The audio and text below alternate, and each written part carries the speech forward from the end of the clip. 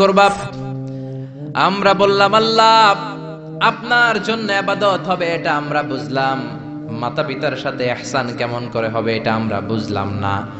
আল্লাহ বললেন ইহসান কাকে বলে যদি না বোঝো তাহলে বুঝে নাও, ইম্মা ইয়াবলুগান্না ইনদাকাল কিবারা আহাদুহুমা আও কিলাহুমা ফালা তাকুল লাহুমা উফ।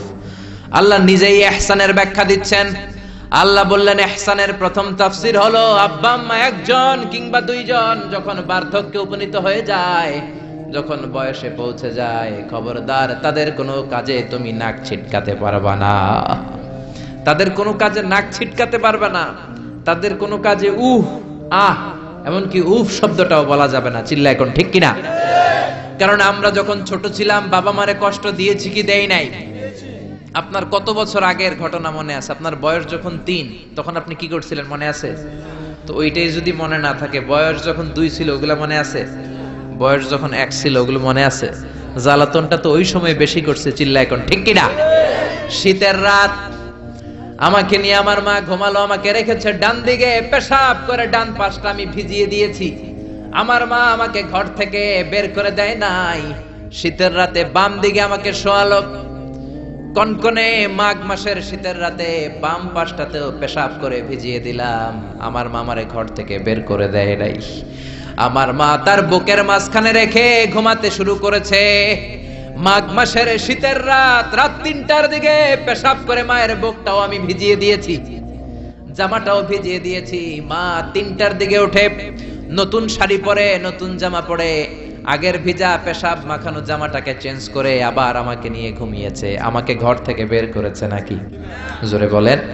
এজন্য আল্লাহ বুঝাতে চাইলেন, গোলাম ছোট্টবেলা যেমনি কষ্ট দিয়েছো, মা বাবা রেগে যায় নাই, তোরে লাথি মেরে ঘর থেকে তাড়ায় দেয় নাই, তোরে এতিমখানায় দেয় নাই। মা বাবা বয়সে যখন উপনীত হয়ে যায়, বার্ধক্যে যখন পৌঁছে যায়, ওই মা বাবারে খবরদার বৃদ্ধাশ্রমে দিয়ে আসবি না। বৃদ্ধাশ্রম বাংলাদেশে আছে না নাই?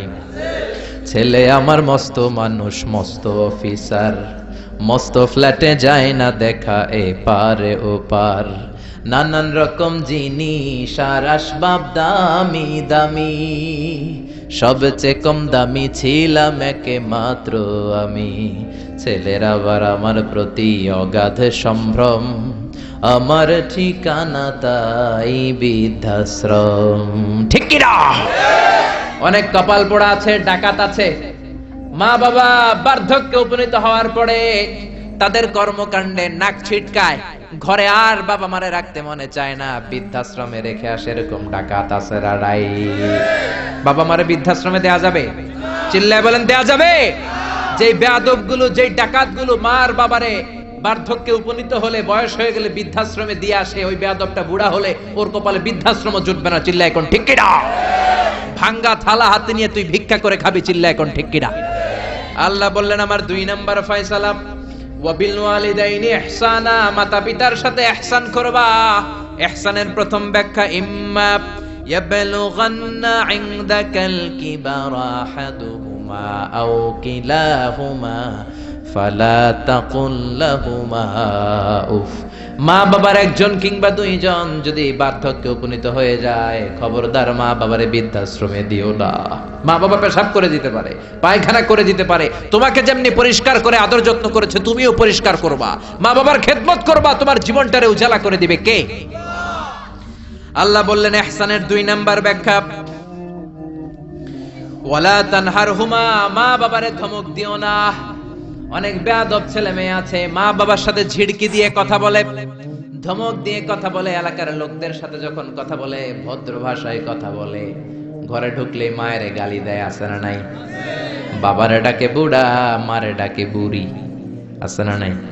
তুমি কেমন করে মায়ের বুড়ি ডাকো, বাবারে বুড়া ডাকো? তোমার বাপ মা তো বুড়া হয়েছে তোমার কারণে। তোমারে মানুষ করতে যে তোমার মা বাবা তাদের জীবন যৌবন হারিয়েছে, তোমারে মানুষের মতো মানুষ করতে যে তারা তাদের জমি হারিয়েছে, তোমারে বিদেশ পাঠাতে যে তারা তাদের ভিটেমাটি হারা হয়েছে। যেই বাবা মা তোমার জন্য সব কিছু ছেড়েছে, খবরদার ফালা তানহারহুমা, ওই বাবা মারে ধমক দিবা না। কার কথা? চিল্লায় বলেন কার? এরপর আল্লাহ বললেন ওয়ালা তানহারহুমা ওয়া কুল লাহুমা কওলান কারীমা, তাদেরকে ধমক দিবা না, বরং তাদের সাথে ভালো আচরণ করবা, কোমল ভাষায় কথা বলবা। যত ভদ্রতা তুমি জানো, যত কার্টিসি তুমি জানো, যত সফটনেস তোমার জানা আছে, যত ভদ্রতা তুমি শিখেছো, সব ভদ্রতা তুমি ইউজ করবা তোমার মা বাবার সাথে। যত কোমল ভাষা তুমি জানো, যত শুদ্ধ কথা তুমি জানো, সব তোমার মা বাবার জন্য তুমি ইউজ করবা। চিল্লায় কোন ঠিক কিনা?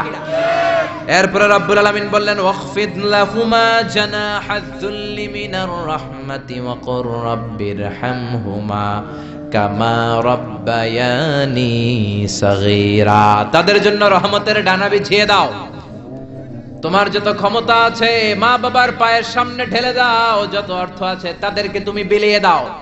আর বাবা মা একজন কিংবা দুইজন যদি দুনিয়া ছেড়ে বিদায় নেয়, তাদের কবরের সামনে দাঁড়িয়ে চোখের পানি ছেড়ে পড়তে আরম্ভ করে দাও রব্বিরহামহুমা কামা রাব্বায়ানি সাগীরা ওয়া কুর রাব্বিরহামহুমা কামা রাব্বায়ানি সাগীরা। ও আল্লাহ, ছোট্টবেলা বাবা মা যেমনি আমার আদর দিয়ে সোহাগ দিয়ে কাছে টেনে নিয়েছে, কিয়ামতের দিন কবরের ভেতরে তুমিও আমার বাবা মারে আদর করে কাছে টেনে নিও। পড়ে না আমিন?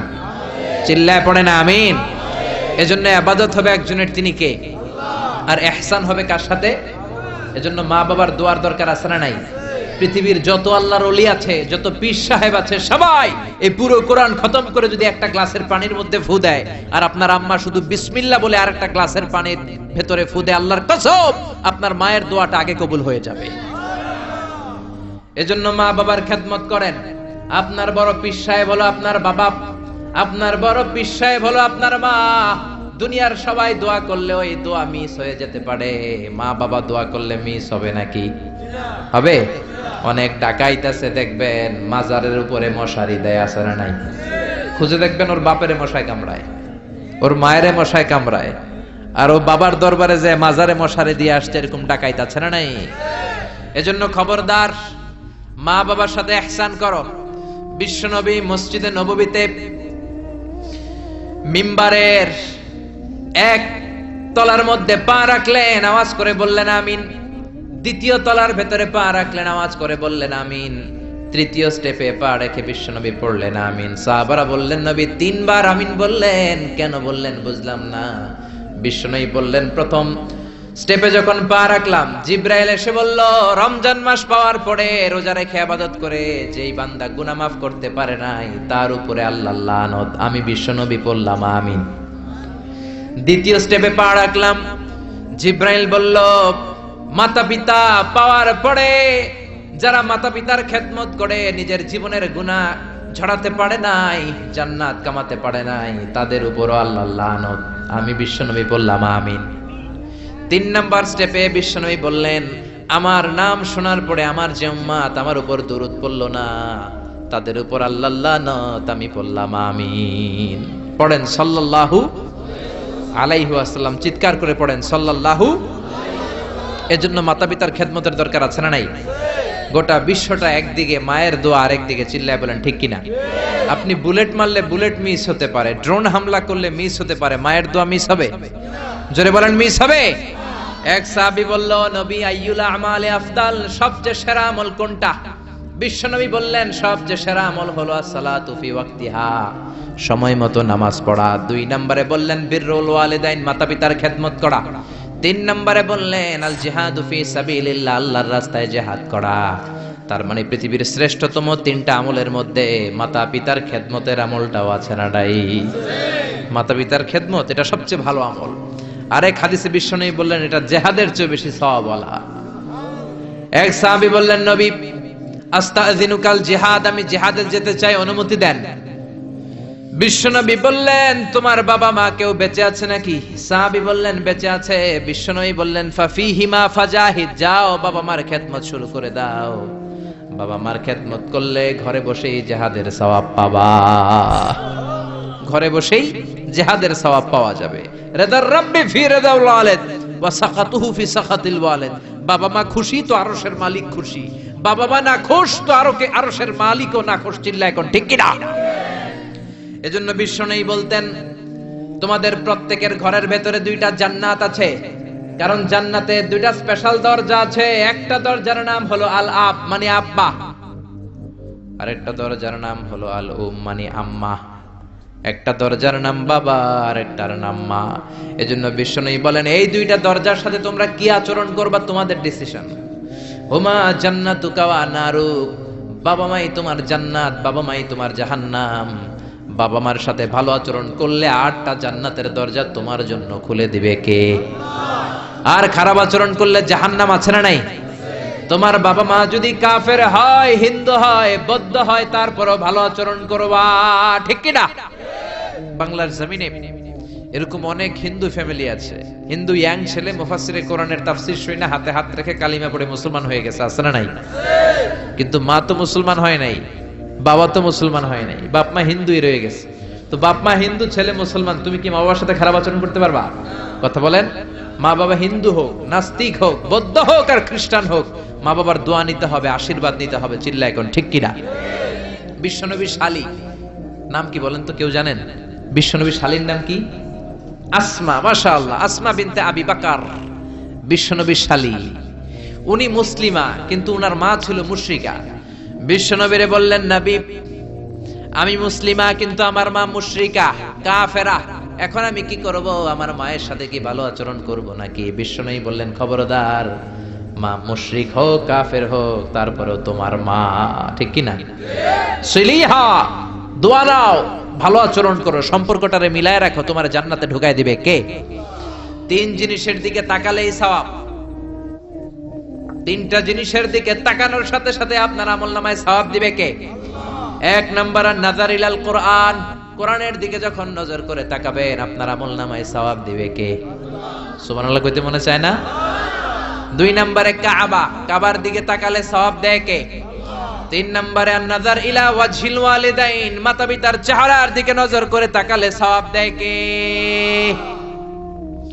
এজন্য বিশ্বনবী বললেন, সালাসু দাওয়াতিন মুস্তাজাবাত, 3 ব্যক্তির দোয়া কোনদিন আল্লাহ ফিরায় না। 1 নম্বরে দাওয়াতুল মুসাফির, মুসাফিরের দোয়া। আপনি সফর করেন না মাঝে মাঝে? কক্সবাজারে যাচ্ছেন, সিলেট যাচ্ছেন, এই যে গাড়ির মধ্যে বসে আছেন, ওই সময় আপনি দোয়া করবেন বেশি বেশি। ওই সফর অবস্থায় দোয়া করলে ওই দোয়া কবুল করে কে? 2 নম্বরে দাওয়াতুস সাইম, রোজা রেখে দোয়া করলে কবুল করে কে? 3 নম্বর দাওয়াতুল ওয়ালিদাইনি লিওয়ালাদিহি, মাতা পিতা যখন চোখের পানি ছেড়ে হাত 2টা তুলে আল্লাহর কাছে ছেলে মেয়েদের জন্য দোয়া করে, ওই দোয়াটাও কবুল করে কে? এজন্য সবার আগে দোয়া চাইবেন মা বাবার কাছে। কার কাছে? আমাদের কাছে অনেকে দোয়া চায়, আমরা বলি, আরে তোমার মায়ের কাছে চাও, তোমার আব্বার কাছে চাও। আমার দোয়া তোমার জন্য কবুল হতেও পারে, নাও হতে পারে, কিন্তু তোমার মা তো তোমার জন্য মুস্তাজাবুদ দাওয়া, তোমার বাবা তো তোমার জন্য মুস্তাজাবুদ দাওয়া। তোমার মা হাতটা তোলার সাথে সাথেই কবুল। চিল্লা এখন সুবহানাল্লাহ। একজন বাবা এবং মা ছেলে মেয়েদের জন্য কতটা কষ্ট সহ্য করে, কতটা জ্বালা যন্ত্রণা সহ্য করে, বাবা মা না হওয়ার আগে এটা কেউ বুঝবে? আপনি শুধু ওয়াজ শুনতে পারবেন, কিন্তু বুঝবেন তখন যখন একটা ছেলে হবে, যখন একটা মেয়ে হবে, ঠিক কি না? এজন্য বিশ্বনবী বলতেন, আল জান্নাতু তাহতা আকদামি উম্মাহাতিকুম, ও দুনিয়ার মানুষেরা শোনো শোনো, যেই জান্নাতের জন্য তোমরা পাগল, যেই জান্নাতের বর্ণনা শুনলে তোমাদের হৃদয় ঠান্ডা হয়ে যায়, যেই জান্নাতে যাওয়ার জন্য তোমরা ইবাদত করো, ওই জান্নাত থাকে তোমাদের মায়ের পায়ের তলায়। এই দুনিয়ার পুরুষ মানুষদের পায়ের নিচে থাকে জুতা, জুতার নিচে থাকে বালি, আর এই দুনিয়ার এক একটা মহিলার পায়ের নিচে থাকে তার ছেলে মেয়েদের জান্নাত। ওগো মা তুমি এই ধরনের শ্রেষ্ঠ নেয়ামত, তোমারই পদ তলে রয়েছে জান্নাত। ওগো মা তুমি এই ধরনের শ্রেষ্ঠ নেয়ামত, তোমারই পদ তলে রয়েছে জান্নাত। সুবহানাল্লাহ পড়েন। এই পৃথিবীটারে 100 বার বিক্রি করলে যে টাকা হবে, ওই টাকা দিয়ে জান্নাতের একটা চেয়ারের দাম হবে? সবাই বলেন হবে না। আচ্ছা, এই পৃথিবীটারে 5000 বার বিক্রি করলে যেই মূল্য বা টাকা পাওয়া যাবে, ওই টাকা দিয়া জান্নাতের একটা টেবিল কিনা যাবে? আর যেই 8টা জান্নাত মায়ের পায়ের নিচে পড়ে আছে, ওই পা 2টার দাম আল্লাহর কাছে বেশি না কম? জোরে বলেন, বেশি না কম? এই জন্য এক সাহাবী বললেন, নবী মান আহাক্কু বিহুসনি সাহাবাতি ইয়া রাসূলুল্লাহ, এই দুনিয়ায় এত মানুষ, এত বন্ধু, এত সাহাবী, এত লোক, কার সাথে ভালো আচরণ করব? বিশ্বনবী বললেন উম্মুকা, তোমার মায়ের সাথে। সুম্মা মান, তারপরে কার সাথে? তোমার মায়ের সাথে। তারপরে কার সাথে? তোমার মায়ের সাথে। 3 বার। আর এক হাদিসে আছে 4 বার বললেন তোমার মায়ের সাথে, 5বার বললেন তোমার পিতার সাথে। সুবহানাল্লাহ। মায়ের মর্যাদা 4 গুণ বেশি। কয় গুণ? এর কারণ আল্লাহ কোরআনে বলে দিলেন সূরা লোকমানে, হামালাতহু উম্মুহু। মায়ের মর্যাদা এত বেশি হওয়ার কারণ হলো বাবা তোমারে পেটে ধরে নাই, পেটে ধরেছে কে? ওয়াহানান আলা ওয়াহান, 10 মাস 10 দিন বাবা কষ্ট সহ্য করে নাই, করেছে কে? ওয়াফিসালুহু ফি আমাইন, 2 বছর বাবা তোমারে দুধ খাওয়ায় নাই, দুধ খাওয়ালো কে? কত লিটার দুধ, কত গ্যালন দুধ, কত কেজি দুধ মায়ের বুক থেকে আপনি খেয়ে খেয়ে সাবার করছেন 2 বছরে, কোনো হিসাব আছে? জোরে বলেন। বিশ্বনবী বললেন লাউ কাতাআতা জিলদাক, তোমার চামড়াটা কেটে কেটে রোদে শুকিয়েও যদি মায়ের 2 পায়ের 2টা জুতা বানিয়ে দাও, ছোট্টবেলায় 1 ঢোক দুধ যে তুমি খেয়েছো, সেই 1 ঢোক দুধের শোধ আদায় হবে নাকি? মায়ের একেধারে দুধের দাম, কাটিয়া গায়ের চাম, বাপস বানাইলেও ঋণের শোধ হবে না। এমন দরদি ভাবে কেউ হবে না আমার মাহাগো, এমন দরদি ভাবে কেউ হবে না আমার মাহাগো। পড়েন না আল্লাহু আকবার। বিশ্বনবীর সাহাবী নাম হলো আলকামা। কি নাম? সবাই বলেন কি নাম? আলকামা বিশ্বনবীর সাহাবী। ইন্তেকালের আগে আলকামার জিহ্বা দিয়ে কালেমা বেরোয় না। 3 দিন যাবত বিছানায় পড়ে আছে, মুমূর্ষ, মরে যাবে, কিন্তু জিহ্বা দিয়ে কালেমা বেরোয় না। বিশ্বনবী বলেছেন লাকিনু মাউতাকুম লা ইলাহা ইল্লাল্লাহ, তোমরা মরণের আগে তোমাদের মুমূর্ষ রোগী মৃতদের সামনে লা ইলাহার তালকিন দাও। যখন দেখবেন আপনার চাচার রুহুটা বের হয়ে যাচ্ছে, দাদার রুহুটা বের হয়ে যাচ্ছে, বাবার রুহু বের হয়ে যাচ্ছে, তার শিওরের সামনে, কানের সামনে বসে পড়তে আরম্ভ করবেন লা ইলাহা লা ইলাহা ইল্লাল্লাহু মুহাম্মাদুর রাসূলুল্লাহ সাল্লাল্লাহু। কিন্তু বলবেন না এই কালেমা পড়ো, কালেমা পড়ো, কালেমা পড়েন, কালেমা পড়েন, এগুলো বলবেন না, শুধু তালকিন দিবেন। ওটা থেকেই উনি বুঝবেন, কারণ মৃত্যুর একটা কষ্ট আছে না নাই? মৃত্যুর যন্ত্রণায় সে অস্থির, আপনি জোরাজুরি করতেছেন কালেমা পড়, সে যদি বলে না পড়বো না, ঝামেলা আছে না নাই? এজন্য কানের সামনে শুধু তালকিন দিবেন। বিশ্বনবী বললেন লাকিনু মাউতাকুম লা ইলাহা ইল্লাল্লাহ, তোমাদের মৃতদের সামনে, মুমূর্ষদের কানের সামনে শুধু লা ইলাহা পড়বা। ওনার বিবি, ওনার আত্মীয়রা আলকামা নামক সাহাবীর কানের সামনে লা ইলাহা পড়ে, 3 দিন ধরে কালেমা বের হয় না। কখন যেন মরে যায়, বিশ্বনবীর কাছে পাঠানো হলো। বিশ্বনবী সুহাইব আর বেলাল 2 জন সাহাবীকে পাঠালেন, তারা যেও কালেমার তালকিন দিল, কিন্তু মুখ দিয়ে কালেমা বের হয় না। বিশ্বনবী আলকামার বিবিরে ডেকে পাঠালো, বিবি, আলকামার বিবি, তোমার স্বামী কেমন ছিল? বলে আমার স্বামী অনেক বড় আল্লাহর ওলি ছিল, নামাজ ছাড়তো না, তেলাওয়াত ছাড়তো না, জিকির ছাড়তো না। বিশ্বনবী বললেন আলকামার বাবা মা কেউ বেঁচে আছে নাকি?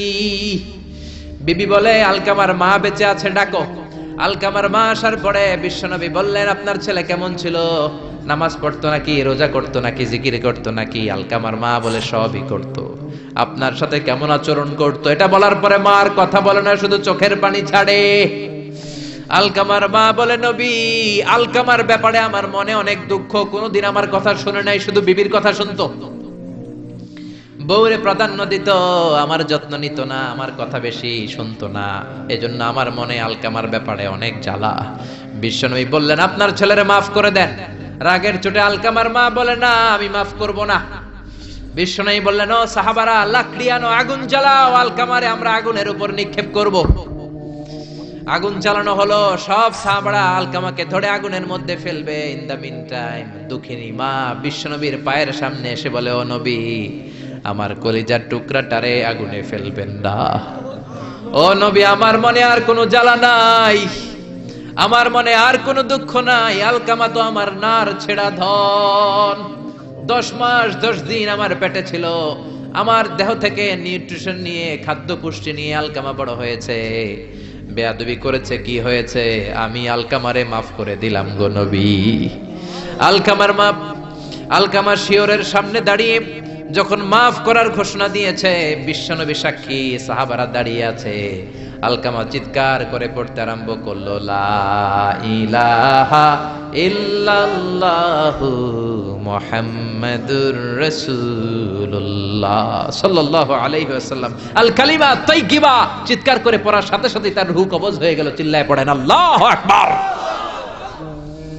এজন্য মায়ের দোয়া বড় দোয়া, বাবার দোয়া বড় দোয়া। মা বাবা দোয়া করলেও কবুল, বদদোয়া করলেও কবুল।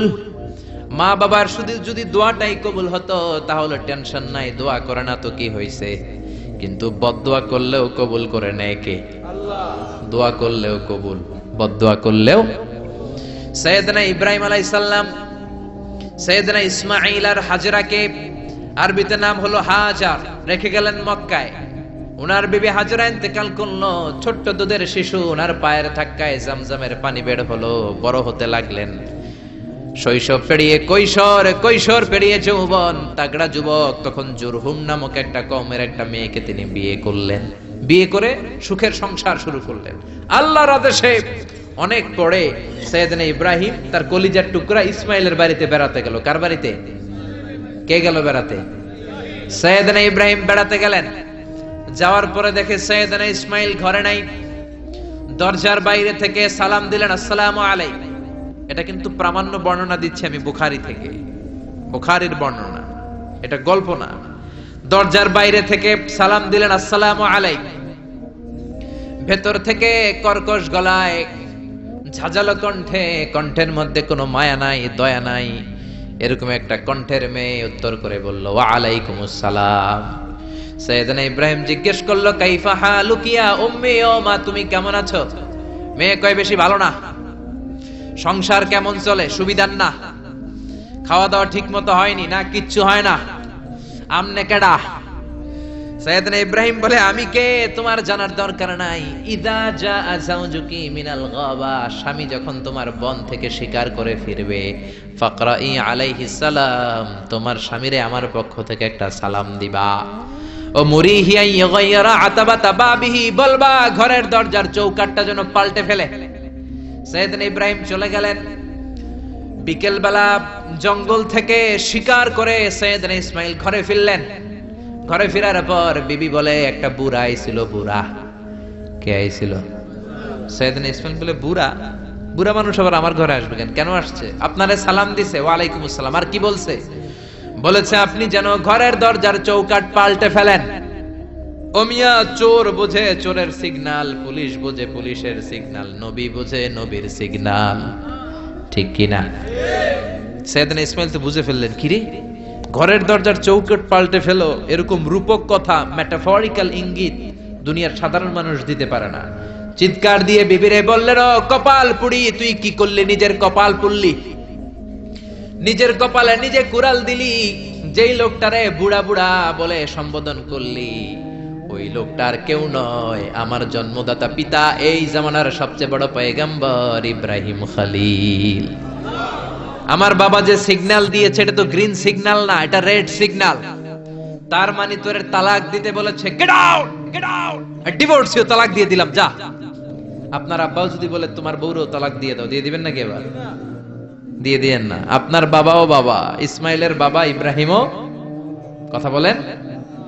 সাইয়েদনা ইব্রাহিম ছিলেন আল্লাহর জালিল কাদের পয়গম্বর।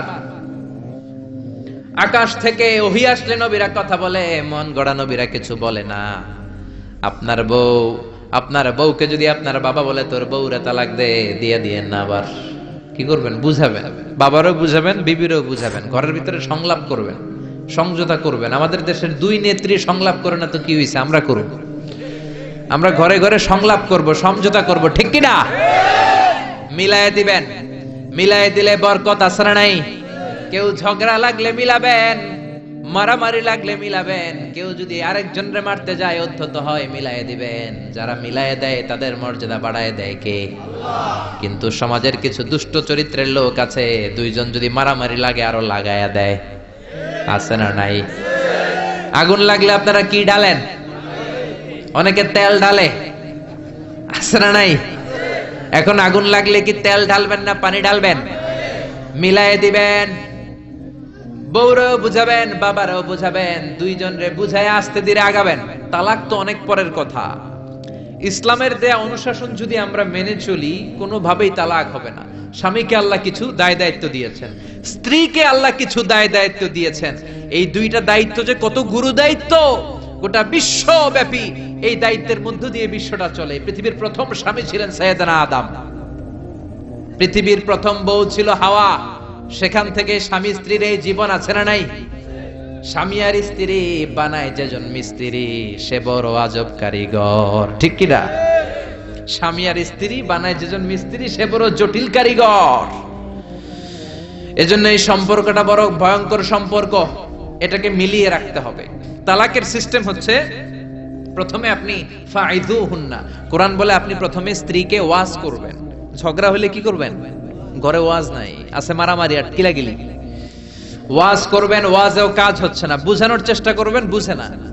এরপর আল্লাহ বললেন ওয়াহজুরুহুন্না ফিল মাদাজি', বিছানা আলাদা করে দাও, তুমি এক রুমে ঘুমাবা, তোমার বিবিরে দিবা আরেক রুম। কিছুদিন বিচ্ছেদ চললে ওই বিবির অন্তরে ভালোবাসা তৈরি করে দিবে কে? সুবহানাল্লাহ পড়েন।